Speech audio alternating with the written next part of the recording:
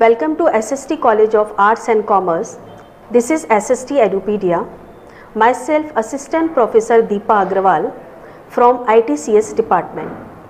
In this video, I am going to explain OOPS concepts in Java. These are the contents of this video. First, object and class, inheritance, polymorphism, abstraction, and encapsulation. Now we'll see these contents one by one. First we'll see what is object. Any entity that has state and behavior is known as an object.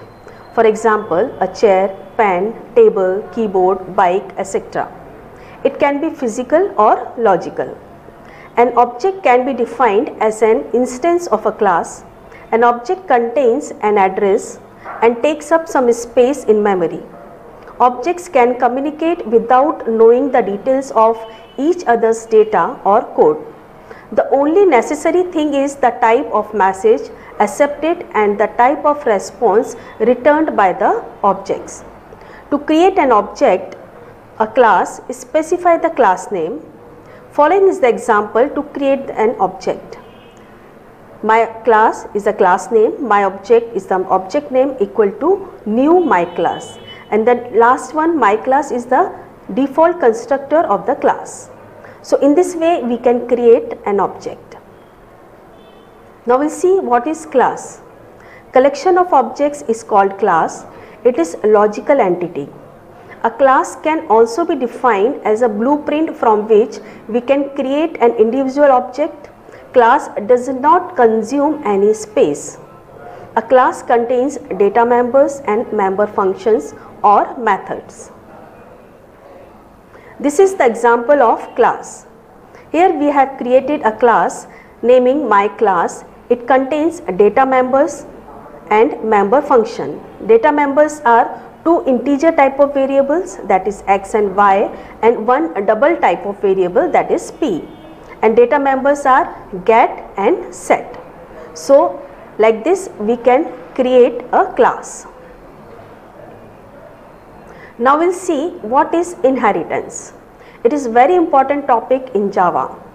Inheritance in Java is a mechanism in which one object acquires all the properties and behaviors of a parent object. It is an important part of OOPS. The idea behind inheritance in Java is that we can create new classes that are built upon existing classes.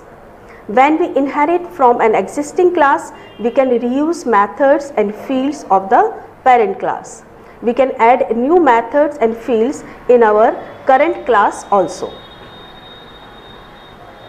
Following are the few terms of inheritance which we should know. First is subclass or child class.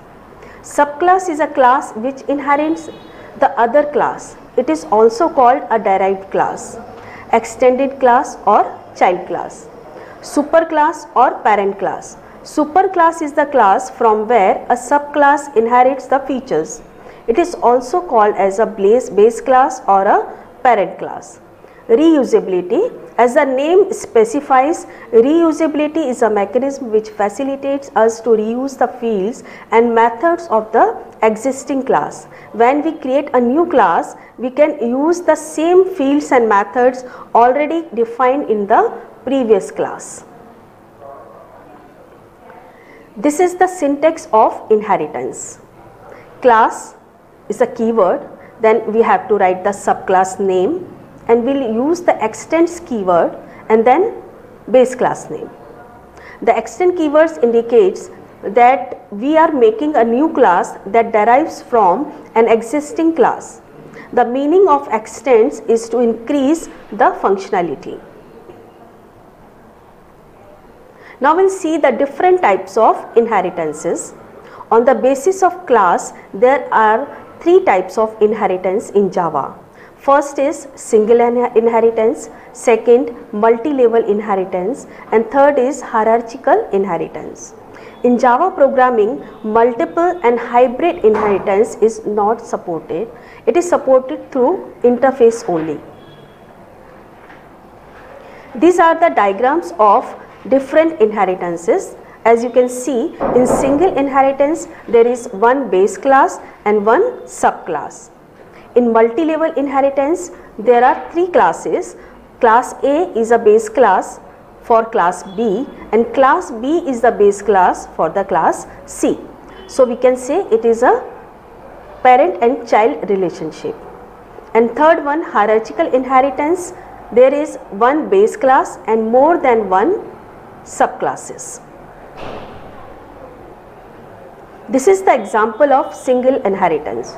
In this coding, in this example, we have created two classes, class A which is a base class and it has a method that is called method A, and class B extends A. So class B is nothing but the subclass and it is also having a method B.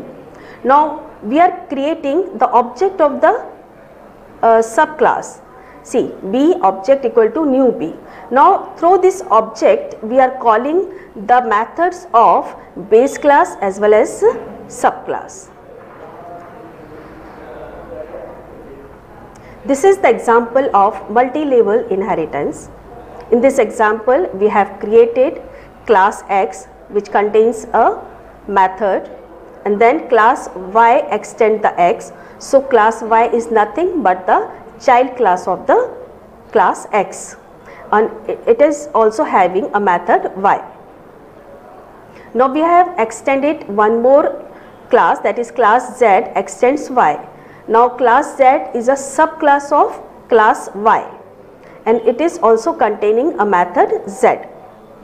Now we will create object of class Z, so it can call all the methods of three classes, that is class X, Y and Z.